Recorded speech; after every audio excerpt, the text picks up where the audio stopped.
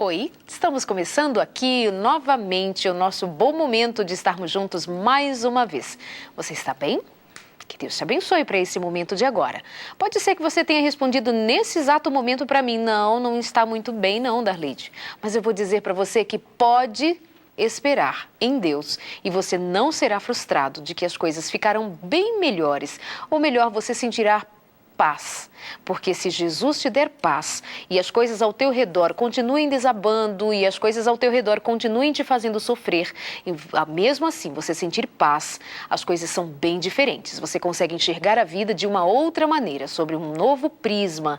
Então tenhamos fé e confiança de que Deus pode estar aí bem pertinho de você, te dando colo, te dando carinho, te dando paz. Que os anjos de Deus estejam acampados ao seu redor, que o Espírito Santo chegue até o seu coração, te levando paz e vida. Bem-vindos a este momento. Onde você estiver, aqui no Consultório de Família, você sempre vai ter um bom lugar. E até porque a nossa interação vai estar sempre aberta. Queremos ouvir você, falar com você, saber da sua vida, compartilharmos coisas boas, às vezes também algumas observações que você precisará tomar para mudar de rumo, mudar de ideia, tomar novas atitudes. E não é para isso que servem os amigos? Então, se somos bons amigos, vai ser bom assim estarmos juntos conversando francamente.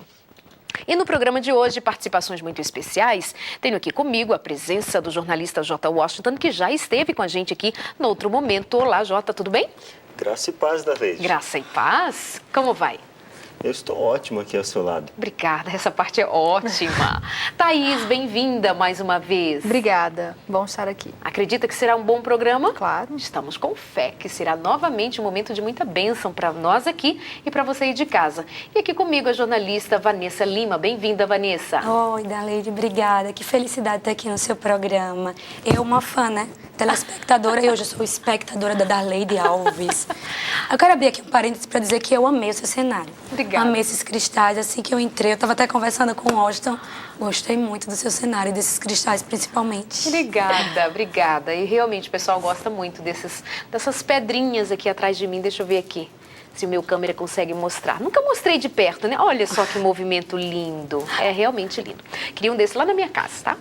Mas enfim, Vanessa, você já é conhecida aqui de muita gente. Você faz interação com a gente direto de Maceió, pela web. Semana passada você já estava aqui com a gente, mas participando ainda pela web. Deixou muita gente emocionada com o testemunho do seu irmão. Apenas um Twitter que deixou a gente bem emocionado. Ele falando de ter passado por momentos difíceis na vida, tendo usado drogas. E o assunto da semana passada era sobre isso exatamente. E ele disse que essa fase na vida dele passou, né? Graças a Deus. Graças então, bem-vinda a Deus. aqui. Obrigada. E certamente teremos um programa hoje novamente abençoado. Queridos aí de casa, pessoal de casa que está ligadinho com a gente via Twitter também, a gente sempre tem um presentinho para você. Nós temos hoje o livro Mente, Caráter e Personalidade, volume 1. Um dia desses a gente deixa aqui para vocês o volume 2. Se você não conhece esse material, é a minha indicação de hoje. Mente, Caráter e Personalidade é um guia para a saúde mental e espiritual. Eu poderia dizer isso aqui que é um manual de psicologia com muita espiritualidade, né, Thaís? É verdade. Concorda comigo? Exatamente. Você se utiliza desse material? Sim, na minha Então tá. mesa lá, o volume 1 e 2. Ah, ótimo. Pessoal aí de casa, olha o seguinte, no Twitter, você que está participando vai estar concorrendo então a esse livro no final do programa, a gente dá esse brinde para você. Nosso prazer seria dar para todo mundo, mas não dá ainda, né? E olha só, vamos hoje conversar aqui sobre vida de jovem. Vamos conversar um pouquinho, ouvindo você que vai começar a mandar pra gente as suas expectativas, vai falar de você em cima daquilo que nós estivermos conversando e nós também conversando em cima daquilo que você contribui com a gente. Mas nós temos recebido, assim, e-mails e colocações e pessoas que se aproximam de nós e nas nossas caminhadas, todos nós por aí afora, ouvindo pessoas, pregando, compartilhando, dando palestras, enfim, nós temos observado que os jovens estão um tanto quanto confusos. Confusos com relação a que profissão escolher, confuso com relação ao namoro, principalmente os sentimentos dos jovens andam muito confusos, abalados, como tomar decisões, como agir, como reagir diante da vida. Como o consultório de família trata muito de casamentos, divórcios, como se portar diante dos relacionamentos, do relacionamento conjugal, educação dos filhos, nós resolvemos conversar um pouquinho sobre questões preventivas. Precisamos falar com os jovens para que eles entrem em relacionamentos certos e seguros do que estão fazendo. momento. Então, num dia desses, nós fizemos aqui um programa com a participação da Rafaela Pinho e da Etienne, e os jovens pediram, Darleide, faz mais, fala mais dos nossos assuntos, conversa mais com a gente precisa. Então, vamos lá, conversar hoje sobre vida de jovem. E aí eu quero levantar aqui a bola com a Vanessa, que é a nossa convidada de hoje. Vanessa, você é bem jovem, tem 23 anos. Pronto, falei, tem 23 anos. Só que você tem algumas experiências na vida e você nem sempre conheceu a Jesus como você conhece hoje. O que muda na tua vida ou na vida de um jovem quando ele conhece a Jesus? O que muda? Para que a gente comece, então, a falar de dois pontos de vista. O ponto de vista daquele que não está entendendo quem é Jesus na sua vida, e a gente vai estar falando para um grande público religioso, mas muita gente que também não é, mas vamos fazer esse marco. E, de outro lado, o que muda quando conhece a Jesus? Fala de você, da sua experiência. Então, eu digo que tudo muda. Hoje, talvez, é difícil para os jovens ele deixar o caminho, né? O caminho tortuoso, o caminho difícil, porque tudo na vida tem uma renúncia. Não há mudança se não há uma renúncia. E por que hoje é tão difícil os jovens renunciar? Por que foi difícil renunciar para mim e para muitos jovens? O que você porque renunciou, renunciar então? Dói. Então, eu era modelo, né? Eu já gravei para as outras emissoras e eu já fui contratada modelo. de outras emissoras. Já trabalhei em redação, jornal. E assim, eu também já fui modelo. E foi muito difícil para mim no começo largar. Mas quando eu conheci Jesus, eu vi que aquele caminho que eu estava seguindo não estava indo para o caminho certo, não ia me levar a lugar nenhum, a não ser a morte. E eu falo isso sem medo de errar, a morte. Porque A Vanessinha hoje vai se emocionar no começo, no meio, no final do programa. Vamos ajudar. Thaís, enquanto você se recupera aí, viu, minha amiga? A gente já volta. Thaís, o que anda acontecendo com os nossos meninos e meninas? Esse é reflexo de família? O que é? É reflexo, eu acredito, de uma mudança na sociedade que já vem acontecendo há algum tempo, alguns anos aí.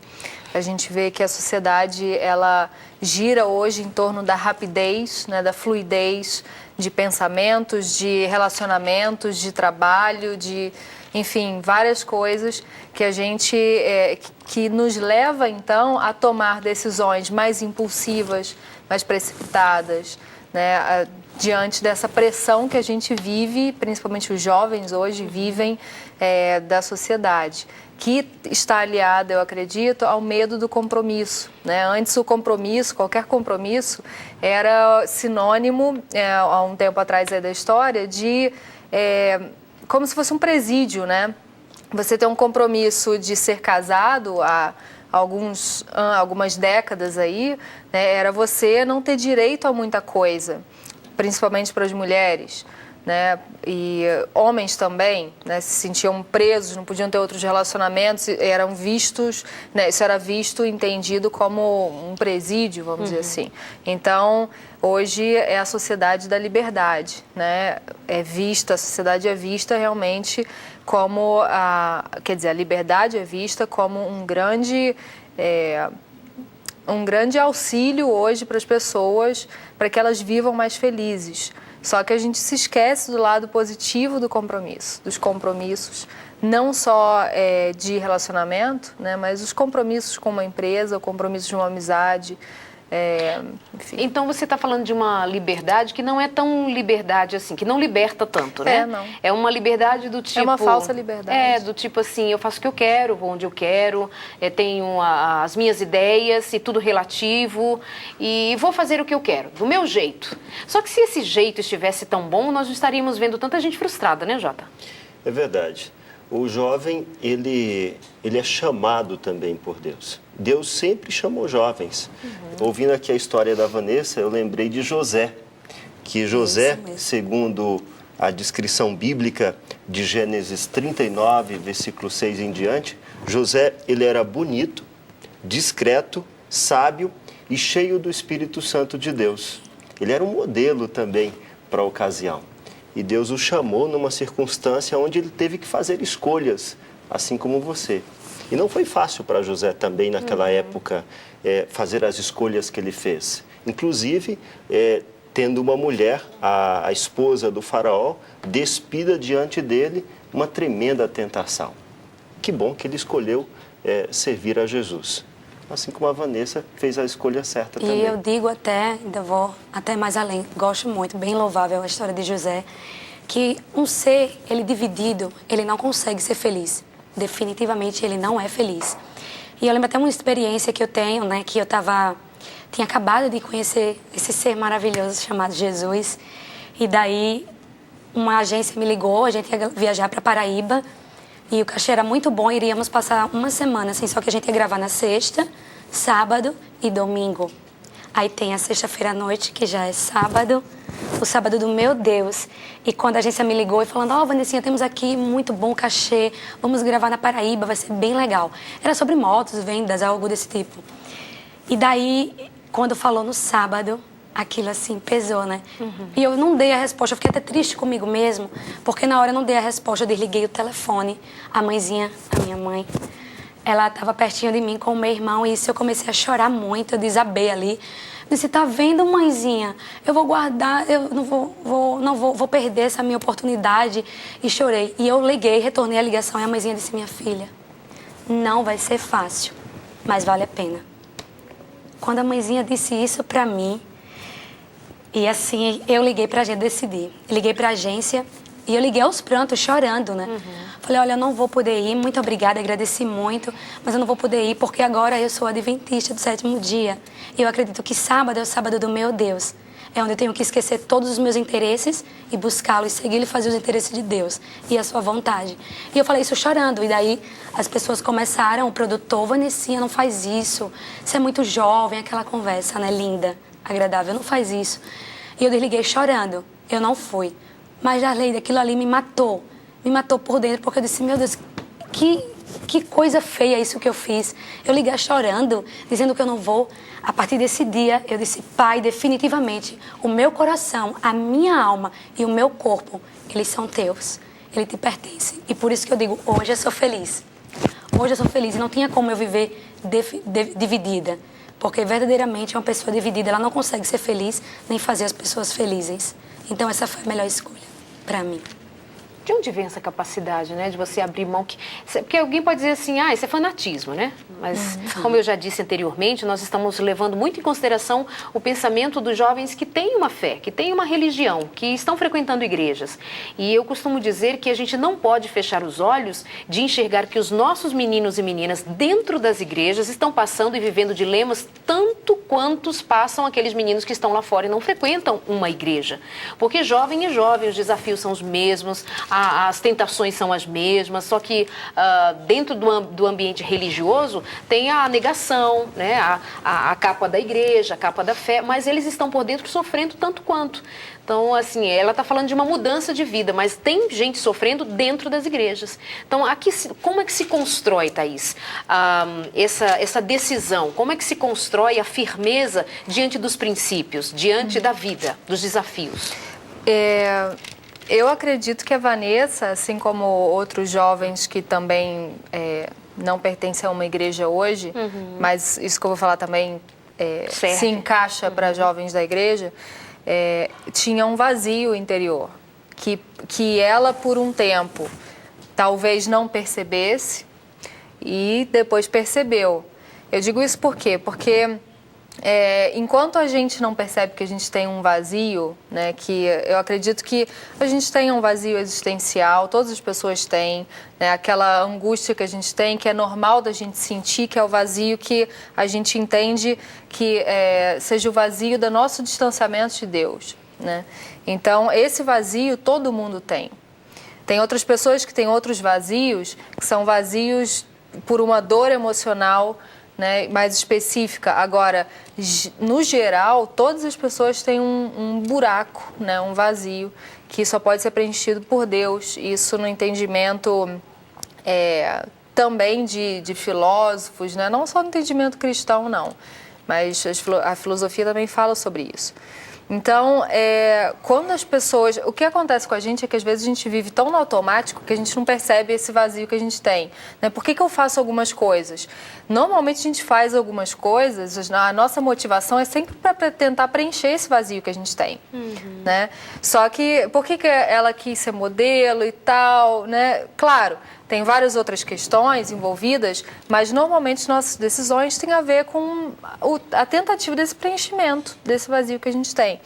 Então, enquanto a gente não entra em contato com esse vazio, né, por quê? Por que a gente não entra em contato? Porque gera dor, né? Você pensar né, naquilo que falta, naquilo que a agência não pode suprir para ela, os amigos, né, ali da mídia, o cachê e tal, não supre, meu Deus, aí agora, o que vai me suprir?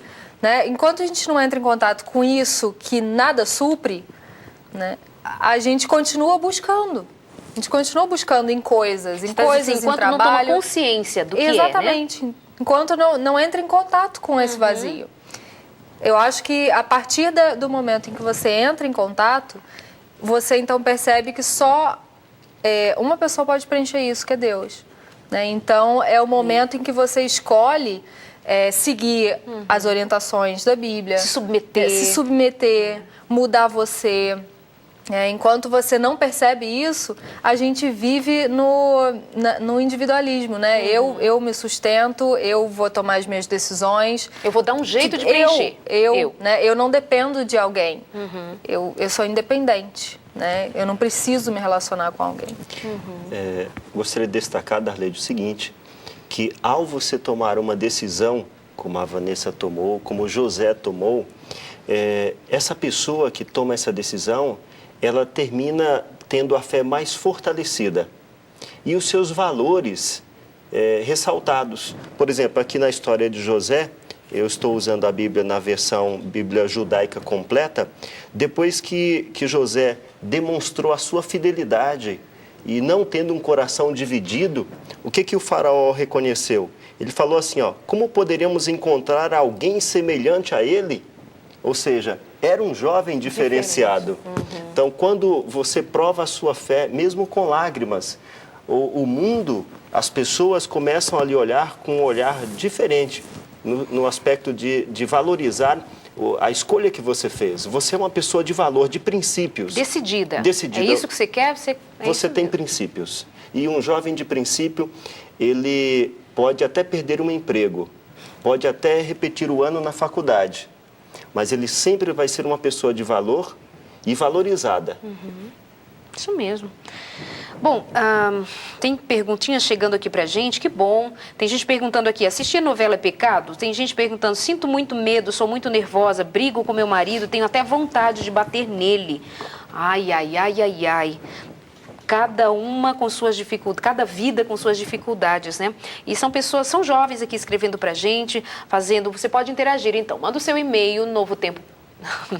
Você vai mandar e-mail pra gente, consultoriodefamilia@novotempo.org.br, e o pessoal do Twitter também pode começar a interagir com a gente. Já vamos dizer aqui do que vocês estão comentando também. Vanessa, nós vamos para o nosso intervalinho, é rápido, mas o Jota aqui está falando de princípios. Arbir, irmão, você conta um episódio da sua história, só que antes de você entrar em contato com o seu vazio, durante um tempo você nem imaginou que tinha falta de Deus.